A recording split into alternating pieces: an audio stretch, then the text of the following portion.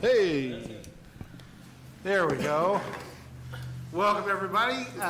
Before we begin, Deputy Mayor, if you would do us the pleasure of reading the land acknowledgement, please. Thank you, Mr. Mayor. We respectfully acknowledge the City of Brook as the ancestral homeland of different populations of Indigenous people. We also acknowledge with respect the rich histories and culture of the Beothuk, Mi'kmaq, Innu, and Inuit of the province of Newfoundland and Labrador. Thank you very much. Before we get to the agenda, I want to take a moment. We had a death in the city family this weekend. Harold Thompson, who was a relief worker up at the Civic Center for about 10 years now, passed away. So if we could, I'd like to take a moment to acknowledge that and take a moment of silence.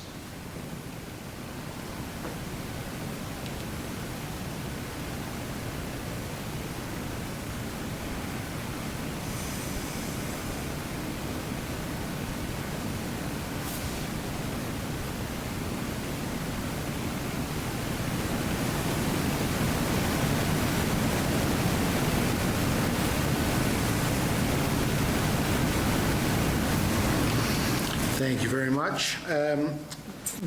Before we approve the agenda, there is one addition. You should have a copy of this on your desks.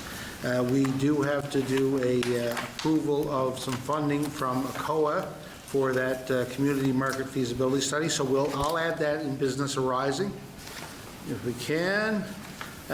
With that, would someone like to move the Mr. Mayor? Yes. Yeah, could I add to the agenda an update on McLeod's Lane, please? Oh, yeah. Can do. We'll put that, we can do that in the rising too. I think we have to, because we're related Yes. to the paving program. Okay.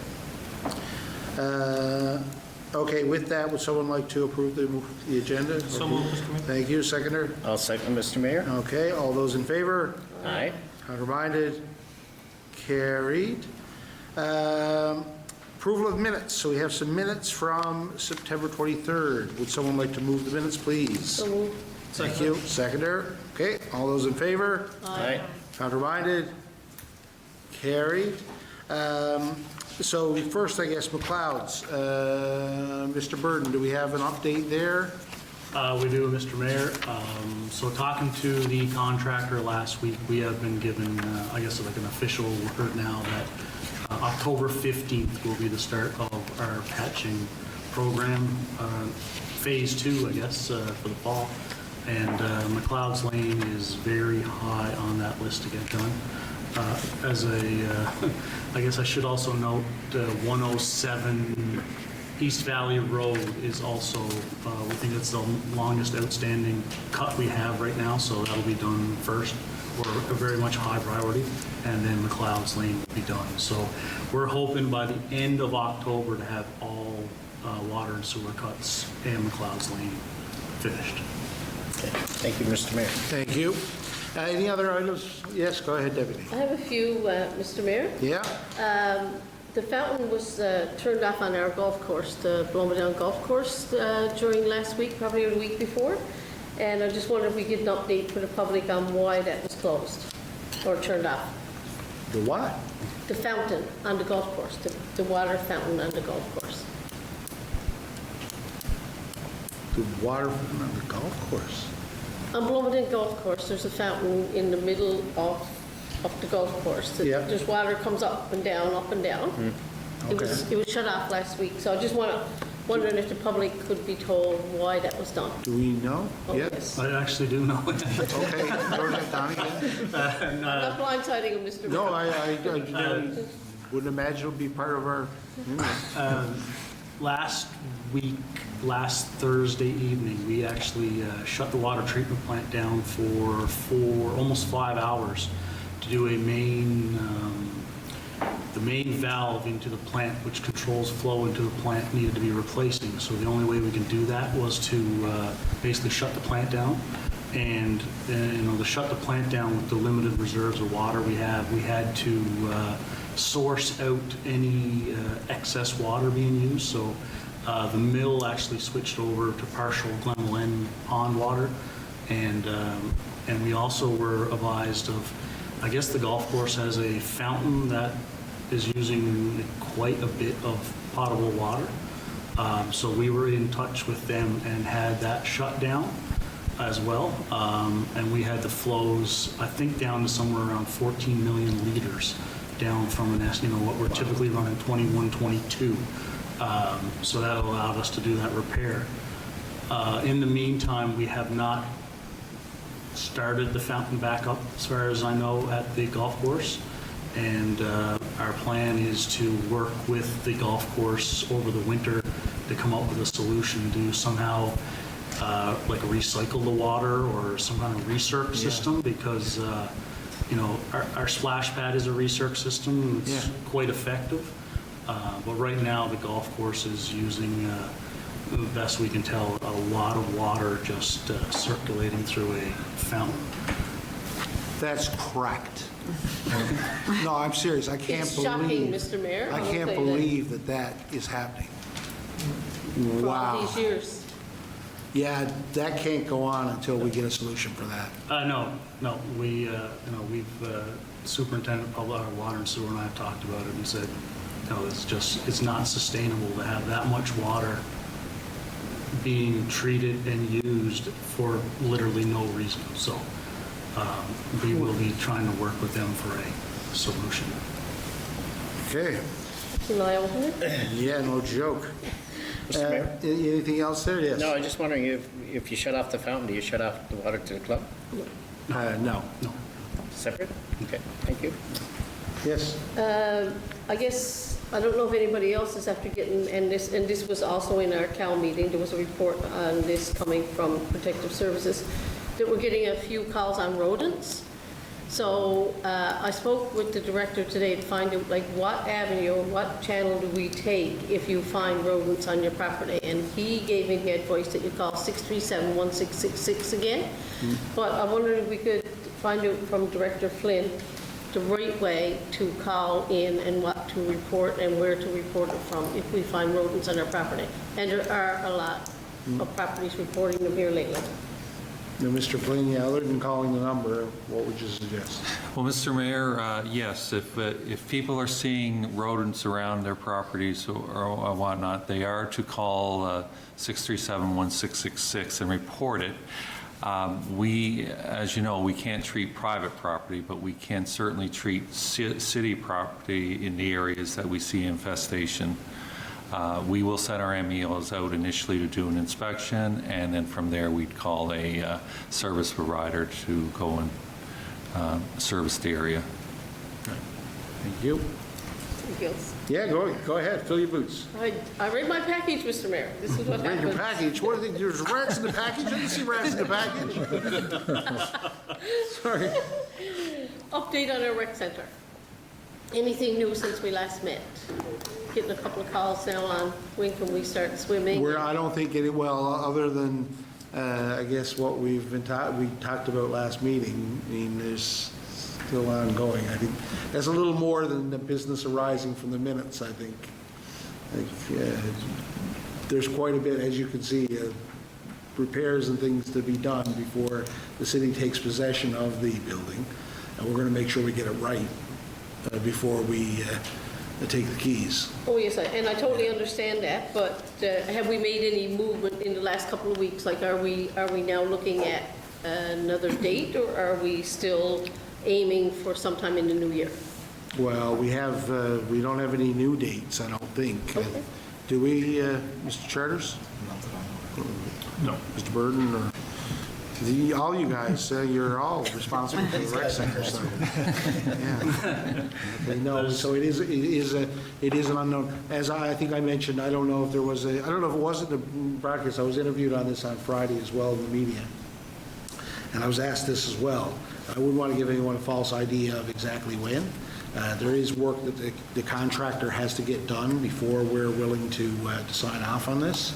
And so that's where we are at this stage. We want to get it right. Pools are no joke. When it comes to, we've seen other pools in the province, out east especially, where they've brought these things and commissioned them, and then shortly after have to bring them down to fix things. We don't want to be in that situation. This is a project we're going to have for 50 years, and we want to make sure it's right. And so we're very impatient, and as you know, we've all been working very hard to get this thing up and running and get it going, but we are going to do this right. And that's, I think, our commitment of the city to make sure it's right. Just one more statement Yeah. on that. I was also asked if there was such a thing as a partial opening, like could we open up the daycare, could we open up the gym, could we open up that part with the other side, I guess, with the pool being open. And I didn't have an answer, but I didn't think we could due to insurances and Some of that has to do with the nature of our contract and the substantial completion for the building itself. But we are exploring all avenues to make use of this building as quickly as we can, for sure. okay, thank you. You're welcome. Was there something else? Yes? I just actually want to comment on the two items, 2489 from last meeting, Mr. Mayor. I noted that the Old Humber Road retaining wall, last time we reported, was about 50% complete. And going by there, it looks like it's now pretty well 100% Yes. complete. So it seems that that project has been completed. And I just wanted to as well mention the Great Trail Phase 2. I had a chance to ride actually on the paved length of a road from, I guess, the port right up Station Road is done, which was really impressive to see that. It was gravel last week and it's paved, and the crews are still working on, past the train station, a little further up that area, up to, I'd say, the old cement plant, and then further up. So I must say, a lot of work done in a very short period of time, and it looks really nice, and it's nice to see people out using it. Yeah. So kudos to whoever's overseeing that, but it looks nice and it's a great addition to the city. 13 kilometers, roughly, Makes it- from one end to the other, I think, Is it from Mount Briar to? from McLeod's over, yeah. That was what my map skills sort of calculated. But it might be a complete lie. It might just be 1 kilometer. Well, I'm not very good with GIS. however many kilometers it is, Mr. Mayor, it's a wonderful trail to go, and it's almost flat. It's almost one end flat. to the other. You're absolutely Great right. addition to the city. It's a miracle in Corner Brook. Yeah. Anything else there? Just, Yes. funny, the conversation, just something came up. On the trail, we have markings that we're going to put some kind of, I guess, awareness to different things. Are we any closer to, having these, whatever it is, the signs put on? Like, do we have the signs ordered, or, there's the markers that are on the trail, there's something going to go there? As I understand, I think we need help from the museum on this. Maybe Mr. Charters, you would know about this, or Mr. Burden?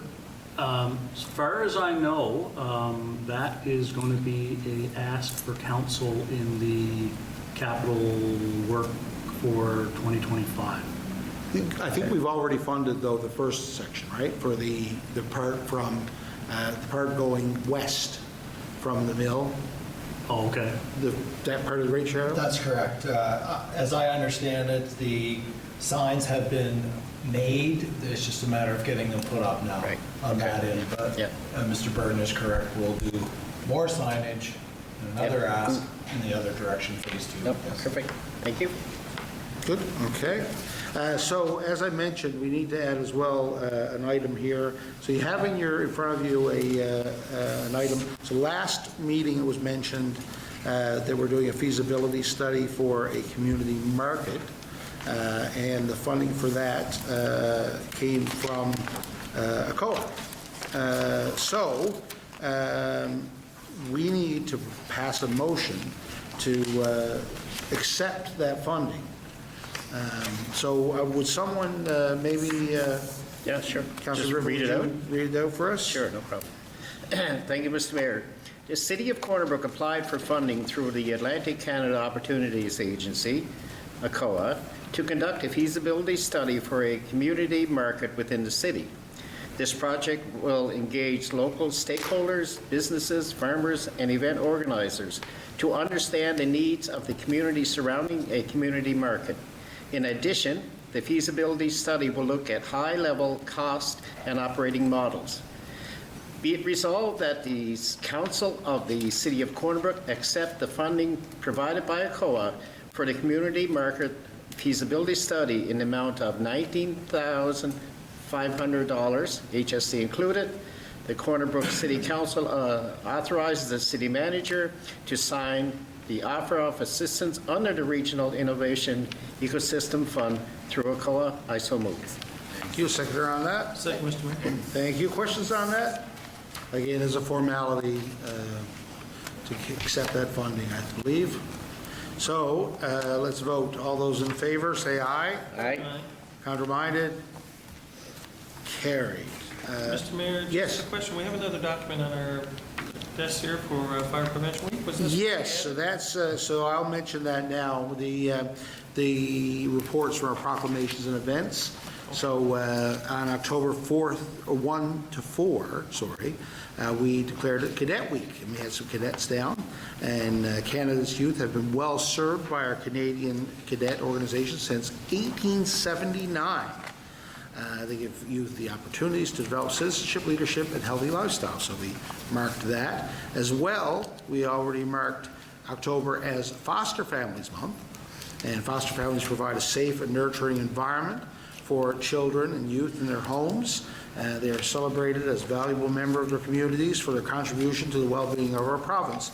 And as Councillor just mentioned, it is Fire Prevention Week. And so this year the theme is, or the motto, is smoke alarms, make them work for you.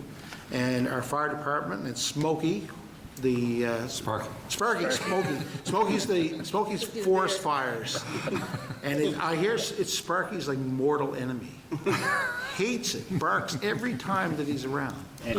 Sparky was down, and we took some pictures with Sparky. But Sparky's also been out to the schools, including kindergarten to grade 3 schools, C.C. Laughlin, East Side, J.J. Curling, and Sacred Heart and Immaculate Heart. And of course, it's an important week to practice safety. And again, smoke alarms is a great theme. They can save a life. So making sure that they're placed right, that you haven't taken the batteries out because you've burned everything on the stove 1,500 times. But they're very important. So I know recently in my household, we did take extra time to replace some of our smoke alarms. And now you get fancy ones that when you plug them in, they got a lithium-ion battery. You don't even need to replace the batteries anymore. They recharge. So if you're forgetful, really great option. And they don't cost that much more. So again, there'll be a lot of posts and things going, a lot of awareness. So to partake in some of those events. Yes? No, I just want to comment too. Yeah, it seems like every time we talk smoke detectors, we talk batteries, and people check their smoke detector by pushing the button and checking. But I just like to remind our residents that all you're doing there is checking the battery. You're not checking the smoke detector. The only way you can really check the detector is to put smoke to it. So light a candle, blow it out. Right? So even though you press the button and it works, doesn't mean that your detector is working. Every now and then you should take it off and get your vacuum and clean it out. Because there are vents there that the smoke gets in. And if you ever have a ray of sunlight come into your home, you can see what's floating around, right? So it clogs these holes, right? Right. So it's a good idea to clean them out and checking your batteries, not checking your detector. Good tip. Thank you very much. Or, Mr. Mayor, like Yes. I did tonight, cook supper. One of my new smoke detectors, Exactly. every time I put something in a frying pan, that thing goes off. So then I remember, I should press the button to stop from beeping and close the door to the bedroom while I'm cooking. Yes. Okay, next we have, oops, let me get these. Oh, this is a good one. Confederation Drive lane reduction and improvements. Councillor Pender, tell us about this exciting project. Thank you, Mr. Mayor. We're going to put Confederation Drive on a road diet, I'm told. We're going to narrow it down a little bit. This request for decision is intended to address the selection of a prime consultant related to the Confederation Drive lane reduction and intersection improvements. The project consists of geometric modifications to Confederation Drive from the intersection of West Valley Road roundabout to approximately 50 meters beyond the intersection of the Cornerbrook Plaza entrance, so going east, I guess, incorporating the intersection of Maple Valley Road and the installation of a storm sewer system to collect street runoff. The City of Cornerbrook requested proposals to select a prime consultant for this project. So be resolved that the City of Corner Brook, or the Council of the City of Corner Brook, accept the proposal submitted by Englobe Corp. For the Confederation Drive lane reduction and intersection improvements in the amount of $68,916.41, HST included. The Corner Brook City Council authorizes the city manager to sign the PCA agreement with the consultant Englobe Corp. On behalf of the City of Corner Brook. I so move. Thank you very much. Seconder on that? Second. Thank you. Questions on this one? So this is a project we announced in last year's budget, because we know that's a very, I guess, an accident-ridden intersection. So it's good to see some movement on getting this figured out. And I know that with McDonald's undergoing a big reno there, they're anticipating a lot more traffic, for sure. It's a very wide road as well, Mr. Mayor. It is. There's 5 lanes in one place, so we don't need all that pavement, I guess. I think some of our staff here have experienced the joys of having accidents on that intersection. So, yeah. Any questions on this one? Okay, let's vote. All those in favor say aye. Aye. Counterminded? Carry. Okay, next we have the Curling Club's lease agreement. Councillor Keating. Thank you, Mr. Mayor. Over the last number of years, the Corner Brook Curling Association, Inc. has leased a space at the Corner Brook Curling Club from the City of Corner Brook and has been responsible for regular maintenance at the Corner Brook Curling Club. The agreement outlining this arrangement expired on September 30th, 2024. As such, a new agreement will need to be entered into. The terms of the new agreement will remain the same as the terms of previous agreement with the Corner Brook Curling Association, Inc., leasing the Corner Brook Curling Club from the City of Corner Brook for the amount of $9,000 plus HST annually for the period of October 2024 to September 2025. Additionally, the Corner Brook Curling Association will continue to be responsible for the regular maintenance of the Corner Brook Curling Club. Be it resolved that the City of Corner Brook lease the space at the Corner Brook Curling Club to the Corner Brook Curling Association, Inc. for the period of October 2024 to September 2025 for the amount of $9,000 plus HST annually. I so move. Thank you. Seconder on that? Thanks, Mr. Mayor. Thank you. Questions on this one? No? Pretty straightforward? Yep. Okay, let's vote. All those in favor say aye. Aye. Counterminded? Carried. Councilor Griffin, we've got a home-based business discretionary use, 104 Valley Road. Thank you, Mr. Mayor. The City of Corner Brook has received an application to operate a home-based business office for a construction company from the dwelling located at 104 Valley Road, which is located in a residential medium-density zone. It has been conveyed to the city that there will be no visitors to the premises and there will be no outside storage of goods associated with the construction industry. A home-based business office is a discretionary use of the City of Corner Brook development regulations for this zone. A notice was delivered to the residents in the immediate area of 104 Valley Road indicating the above-mentioned request. As a result of this notice, no written submissions were received. However, one phone call was received, and after explaining the application into detail, the caller was supportive of the proposed development. Be it resolved that the Council of the City of Corner Brook approve the application to operate a home-based business from the dwelling located at 104 Valley Road in accordance with Regulation 11, discretionary powers of authority. I so move. Thank you. Seconder? That? Second, Mr. Mayor. Thank you. Any questions on this one? Pretty straightforward. I don't think any parking requirements. Excuse me, Yes. It just might be a correction in our agenda, in our, it says 101 West Valley Road, and when you open it up, it goes to 104 Valley Road. Yeah. It's probably just, I think it's probably only, needs to be cleaned up. it might just- be in the electronic version or something. Yeah. There's not, it's, It's okay on that On one? there, yeah, on the- Just for clarity, Yeah. because somebody might be thinking that it's actually 101 West Valley Road. yeah, no, it's right on mine. I don't know Yeah, if it's there right was, on mine too. It's on the Weird. electronic one. Yeah, it's got two addresses, Mr. 104. Yeah, got two addresses. Oh, It must have been an old file name that was copied or something Yeah, at one and point, then, yeah. just to clean it up. Yep, 104 Valley Road. And it says in the outline, it says 101 West Valley Road. In the agenda. The agenda, yeah. Okay. Weird. Weird. It's 104 Valley Road for sure. Okay, any other questions on this one? Okay, let's vote. All those in favor, say aye. aye. Contraminded? Carried.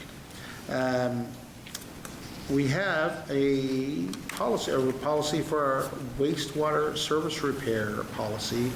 Deputy Mayor Chason, please. Thank you, Mr. Mayor. Plug lateral policy, 060112. Staff are in the process of undertaking a policy review which consists of identifying policies we should implement as well as update during current policies to better reflect current practices and other legislation. One of the policies that has been identified that requires some major revision include the plug lateral policy, which was enacted February 2007 with no amendments or revisions. Therefore, a new policy is being proposed that will replace this policy, the wastewater service repair policy. This policy was drafted by staff, including feedback from the water and wastewater superintendent and a legal review. The revised policy is intended to address ambiguity from previous policy and establish clear guidelines to the process for addressing issues with lateral wastewater lines. Therefore, the new policy will replace the February 12, 2007, and is titled Plug Laterals 060112. Proposed resolution, be it resolved to rescind the plug lateral policy 0601-12 and replace it with the wastewater service repair policy 060112. I so move. Thank you. A seconder on that? I will second, Mr. Mayor. Thank you very much. Okay, questions on this one? Any questions? So, yes, go ahead. Is this just a matter of cleaning up the policy, or? Yeah, you'll see there's a little more language, it seems, to describe what we are and aren't responsible for. And I guess, I'm assuming that, Mr. Burden, that you consulted with our lawyer on some of the, what we should describe in detail here. Yes, that's correct. The old policy was very simple. If it was basically on the homeowner side, they would be responsible. If it was on the city side, we would be responsible. But there's, based on history, we have found stuff on the city side that should never have been in our storm or our sanitary sewer to start with. So just because it made it out past the boundary, we don't believe, and our lawyer agrees, that we should necessarily be responsible. One prime example is when baby wipes go on sale at Costco. There tends to be a spike in lateral plugs around the city, so we don't feel just because they make it as far as the boundary that we should be responsible, the city, to fix that. Thank you. Yes? Who makes that decision, Mr. Mayor? The city? Or engineers, or like decision that it's plugged on close to the city side, so, but you're still responsible Yeah, as so- a homeowner? So when we get the notification of a plug, we take a deposit, it is excavated and checked by the city. Yeah. And if it is something that is on the resident's side, they'll be responsible for it, or if it was something that we deem wasn't. So then, so again, sometimes those things would be in dispute, and in which case it would probably go through the claims process. And that was the whole purpose of really clarifying the policy, was because there was a lot of ambiguity in the old policy. So we wanted to take that out so that we have we know exactly now what we're responsible for and what the residents are responsible for. Okay, thank you. Councilor? Mr. Mayor, I'm just reading through this again this evening, and I think it might be helpful just to stipulate what we're talking about here, because when a lateral comes from somebody's property to the main sewer, there's only, we assume it's coming from that household, so they would be responsible for what's in it. And there are a number of items that should not be in it. I mean, so like, I'm just going to read them out here. Yeah. Corrosives, explosives, flammable material, for instance. Non-biodegradable materials such as plastic, glass, metal, and disinfectant wipes that the director mentioned a moment ago. Large or bulky material that could promote blockage of pipes or damage to pumping or treatment equipment, including solidified grease, large amounts of cooking grease, paper towels, napkins, and other foreign objects. An effluent from garage floor drains, storm sewers, rain gutters, or weeping tiles. So, we know that you're not supposed to put anything down your drain other than water or human waste, if it's a toilet paper, and that's all that's supposed to go down through your toilet, your sewer, and so on. So when people put other things in there that's not supposed to be in there, I guess this is the idea that even if it's on the city side, if we find there's, 15 baby wipes blocking the pipe, even if it's on the city side, the city would no longer be responsible for that, the cost of repairing that. So that's what we're saying. I think that's a big change, Mr. Mayor, and I think it's something that we really need to, other than tonight's meeting, promote that on our webpage and Facebook and wherever else we do that, because, there's still a lot of people that pour cooking oil down their sink and do stuff in the garage that goes down the floor drain. So I think we need to do a little more, maybe education around these things. That's not supposed to go down your floor drain or your toilet, and otherwise people can find themselves with a fairly expensive bill. Absolutely. Good idea. Thank you, Mr. Mayor. Yes? One thing we haven't mentioned tonight, roots from trees to plug up our pipes. Yep. Who handles that? Because if it's Well- a city tree, Mr. Burton could explain. This is a tricky issue. and the reason I asked that, Mr. Mayor, is because mine's plugged lots with the roots from trees. You're never getting any claim. Go ahead. We do a pretty extensive every season. We've identified the areas around the city where roots and laterals are fairly common and cause people a lot of trouble. So we do a pretty aggressive root cutting program at least once a year around the city to try to mitigate any of that damage. If the tree is on, we very typically don't see anybody stuck. We don't really nickel and dime if it's a city tree. If it's a private tree on private land, then obviously, yeah, they're responsible.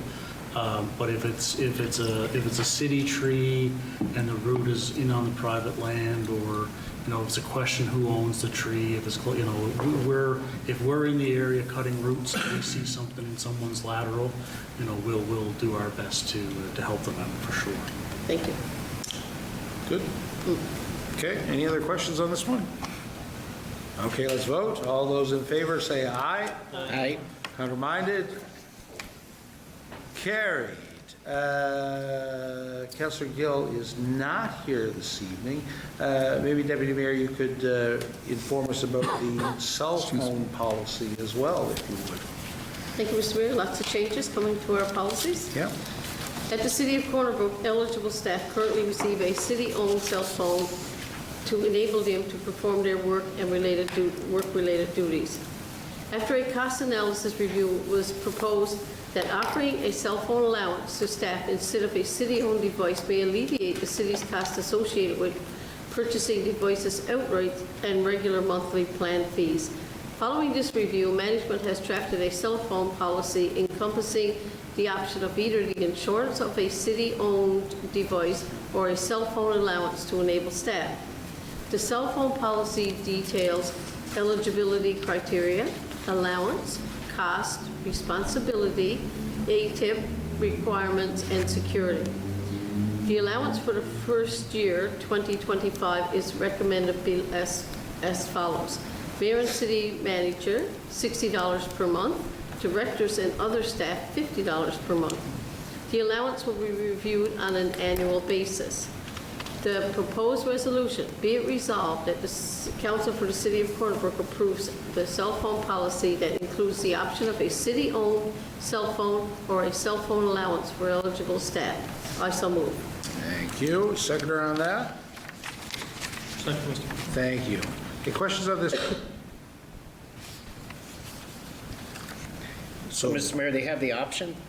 Yes, they do. That's right. Okay. Yes. And am I missing something? Why is the mayor and city manager $10 more than directors and staff? Yeah, I was wondering that too. What, maybe, Mr. Maestri, could you tell us the rationale there? Yes, I think, Mr. Mayor, that's basically the amount of time that the mayor and the city manager tend to spend on. Okay. Oh, That's fair. It's a little bit more, I guess it's, as time passes, we'll assess that. Yep. Okay. To assess whether it's adequate or, Yeah. What Well, else? I won't be opting for the plan for a while, so wouldn't matter. I Okay. guess. Oh, that's good. Thank you. Okay. Any other questions? Yes. Can we, I don't know if the director knows it right now or not, but what would it be a cost saving to the city, okay. Yep. Budget. Mr. Maestri? yes, Mr. Mayor, if it does provide a cash flow benefit to the city. So currently, an outright purchase means there's an immediate cash outflow for the purchase of the cell phone versus an allowance. So the one benefit is a cash flow management benefit. The second benefit is from a cost savings perspective. So if we look at the current rates of a cell phone, it's about $1,400. So if you look at that, if we assume that the lifespan of that cell phone is 3 years, so that works out to be just under $40, about $39. Plus the average plan fees is about $30 to $35. So that works out to be about $74 that if you were to work out a comparable. The minimum monthly fee is about $23. So your $39 plus your 23 is about $62. So currently the range is about $62 to $74 if we were to make it as a comparable basis versus an allowance of $50. So we're looking at plus minus $14 saving per month with an overarching caveat that the current rate of a cell phone is about $1,400 to compare like for like. Yes. Mr. Mayor, I guess as well, when we purchase a phone, we purchase it outright. We don't do the payment plan like most people would be familiar with. So we don't pay it out monthly included in the plan. So I guess that's the $1,400 cost upfront. That's right. It's sort of like leasing instead of buying. Right. Okay. Any other questions there? Oh, yes, go ahead. ATIP requirements. It's always Yeah. a question when we're using our personal devices for work-related emails, texts, whatever. What are the ATIP requirements on owning your own phone versus city device? And the clerk, correct me, she is an expert on ATIP. We have to deal with too many. But as I understand, it doesn't matter. Anything you're doing for in a city purpose could be ATIP. And that's correct, right? Yes, we would not be able to see business on personal device is no ATIP. So it doesn't matter in that regard. Okay. Any other questions? Okay, let's vote. All those in favor say aye. Aye. Contraminded? Carried. Now, maybe Councillor Griffin, you could do the next one about the Western Regional Service Board.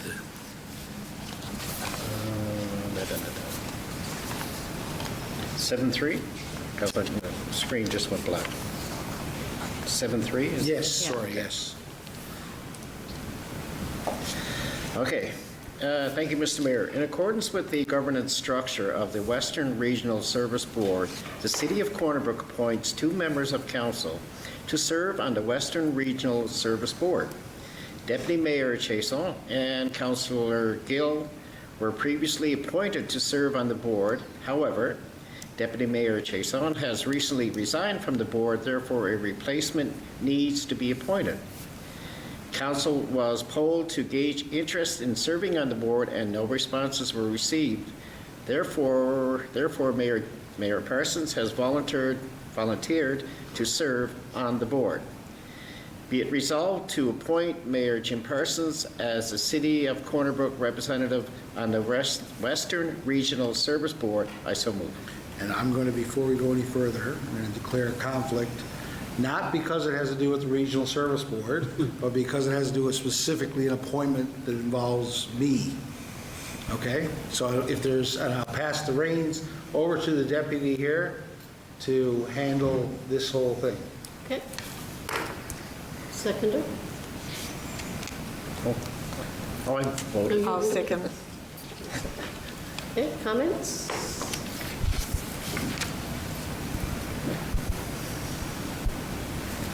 That's pretty straightforward then. Well, I'm supposed to leave. You're supposed to Yes. give seconder. Yeah. Oh, practice what you preach. Sit down right now. Keep track.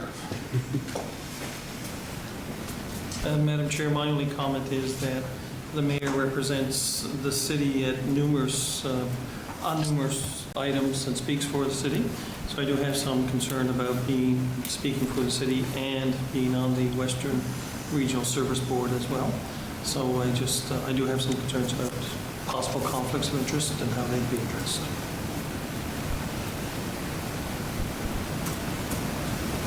I was just wondering where we're so late in our, our term, so to speak.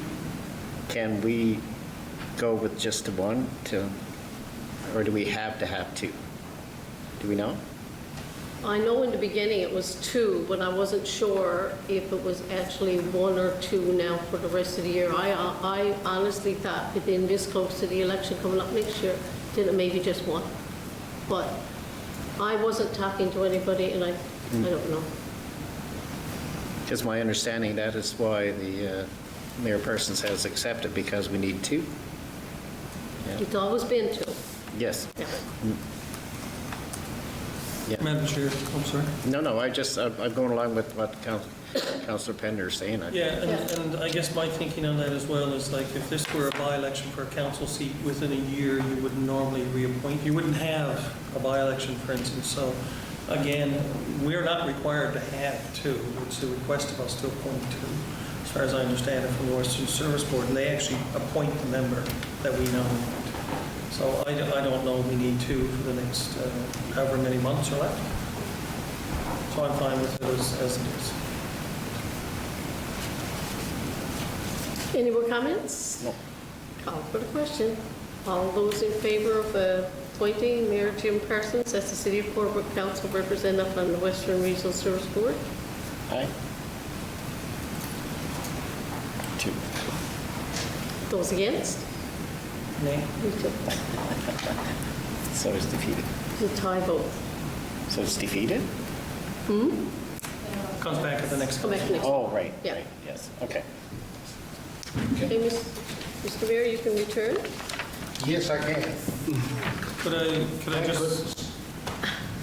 I just ask that maybe we ask the Western Service Board if it's required for us to have 2 for the next meeting, please?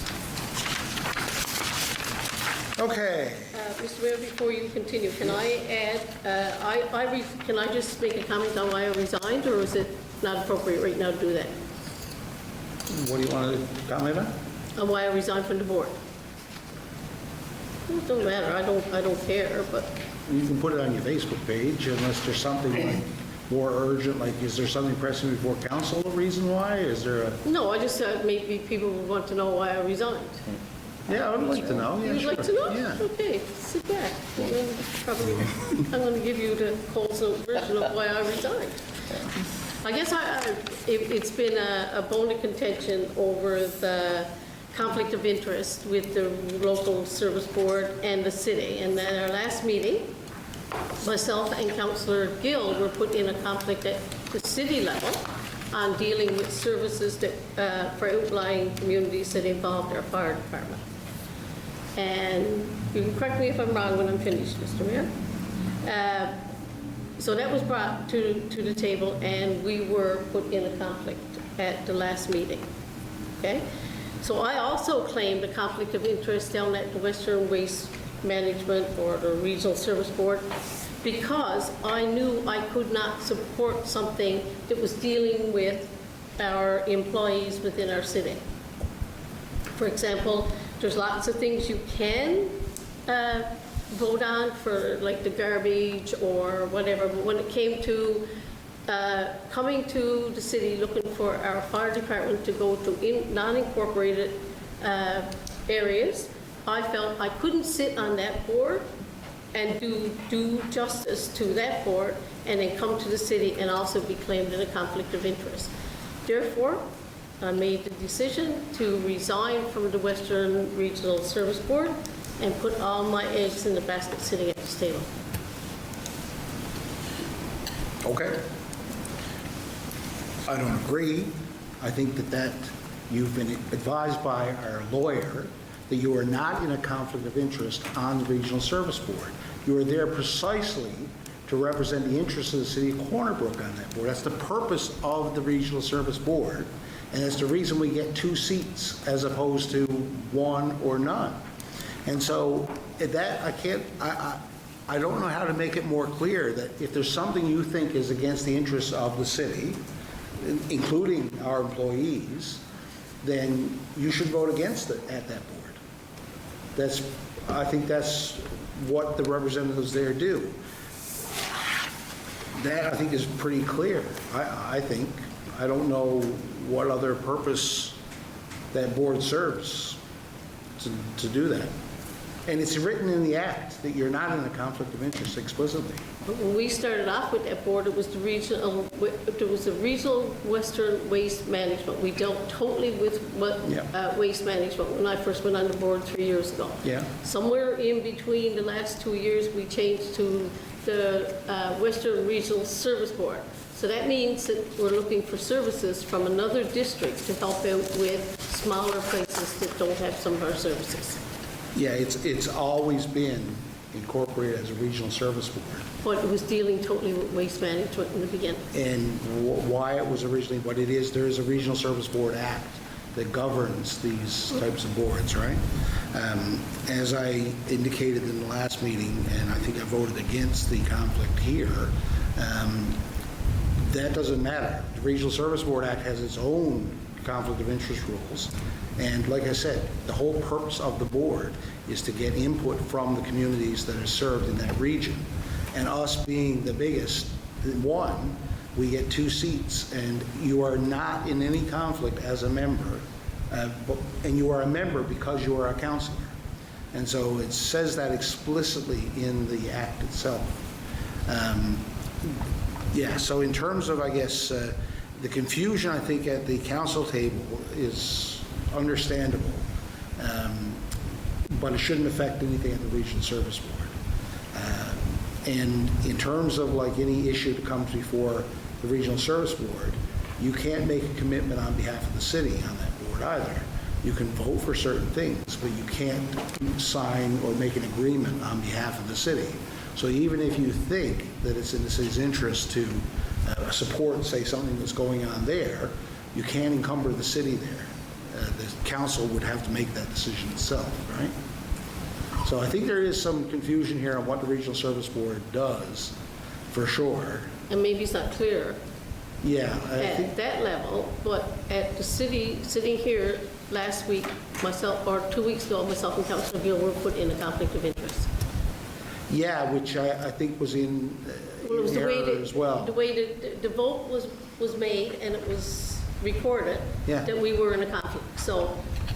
Which didn't make any sense to me, but that's how council voted. That was the Right, vote. but that doesn't affect anything to do with what you do on the Regional Service Board, right? That's a completely different board. And they have their own rules about conflict of interest. Well, they do. Right? And you have to question sometimes how well you're protected in some things, some places, versus sitting at the council table. Yeah, the other thing is that this issue came back last time, and there was some question about this. We did get a pretty thorough opinion from our lawyer sent to council on this, which describes the fact that, I guess, anyone on the Regional Service Board is not in a conflict on that board on issues regarding the city of Corner Brook. It's very explicit, very clear, it's black and white.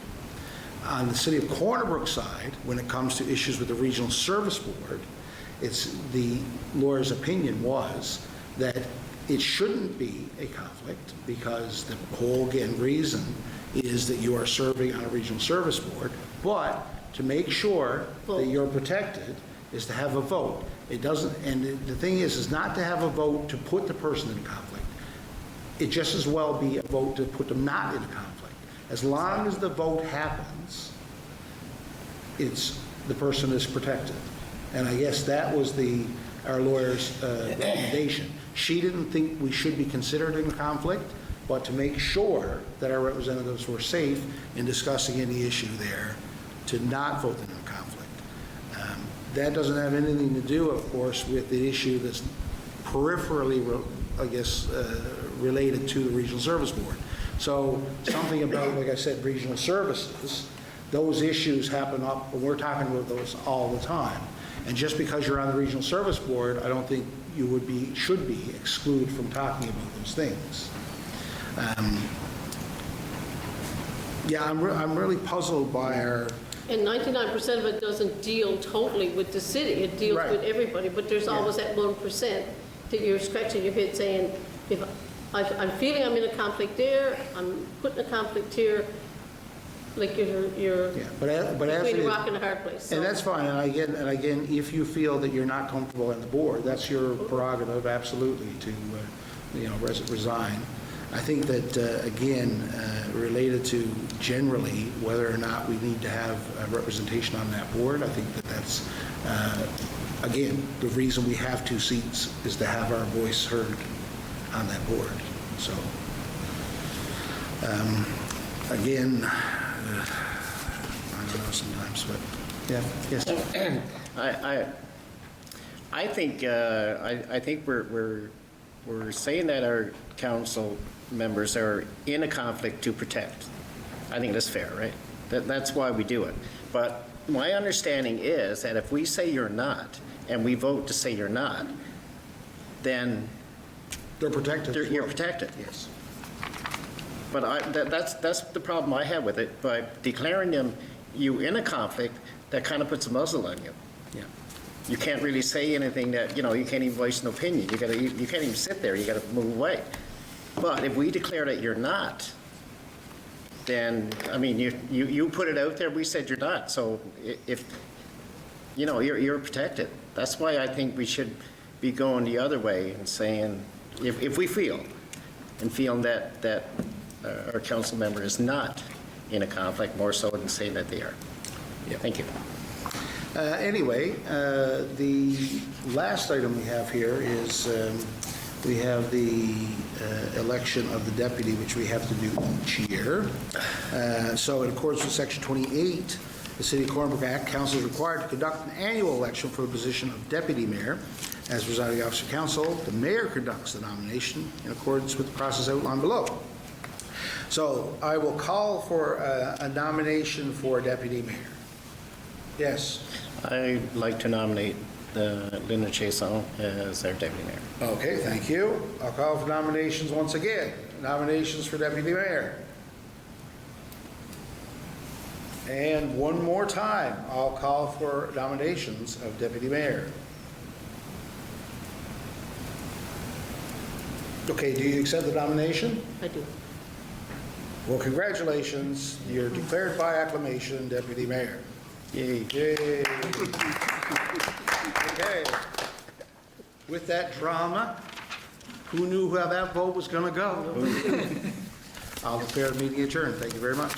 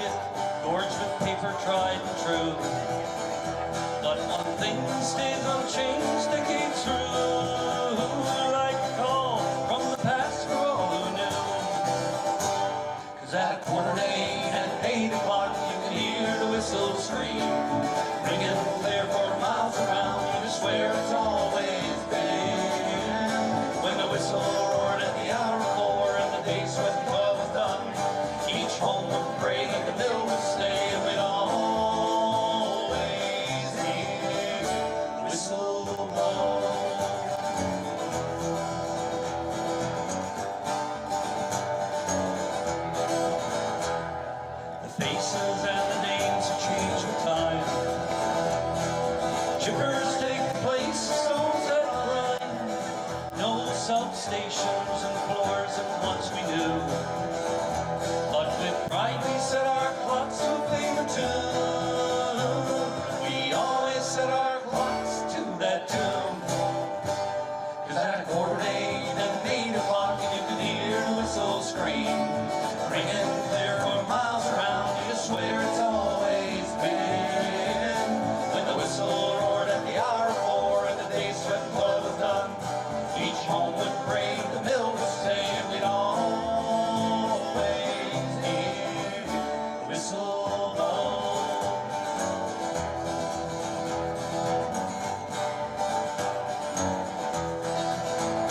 No one knows what the future has in store.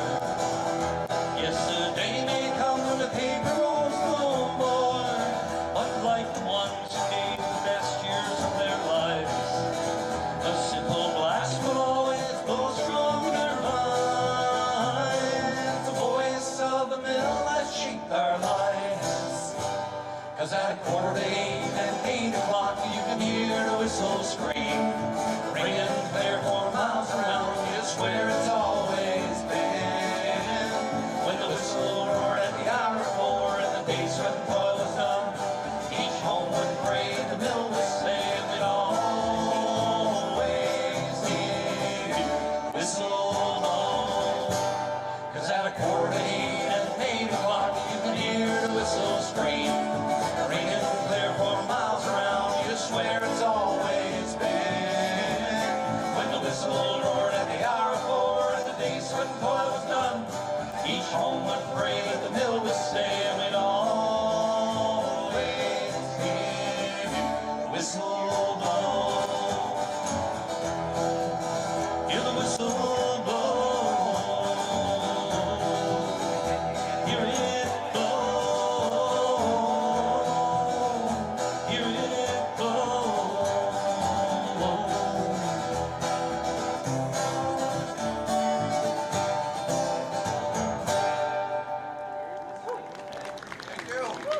Thank you.